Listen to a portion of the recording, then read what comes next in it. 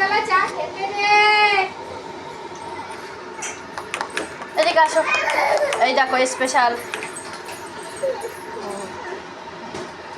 আমার জন্য চা